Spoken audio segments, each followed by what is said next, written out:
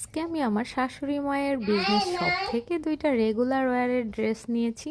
তো সেটাই আপনাদের সাথে শেয়ার করব। এই যে আমার হাতে যে ড্রেসটি দেখতে পাচ্ছেন, এটা একটা মোমবাটিকের ড্রেস। আর ওটা হচ্ছে জামা, কামিজের কাপড়। আর এই যে পার্পল কালার, এটা হচ্ছে প্যান্টের কাপড়। আর এই যে আমার হাতে, এটা স্লিভসের কাপড়। আর এই যে ওড়নাতে টার্সেল করা আছে। কালারটা ভালো লেগেছে তাই নিলাম। আর যেহেতু রেগুলার ওয়্যার, বাসায় পরবো। কেমন হয়েছে জানাবেন সবাই। এই তো সম্পূর্ণ ড্রেসটি, কেমন হয়েছে জানাবেন।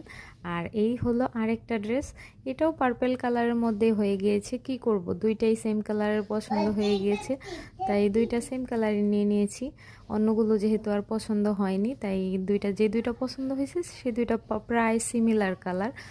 আর এটা হচ্ছে কামিজ, আর এই তো প্যান্টের কাপড়। আর হচ্ছে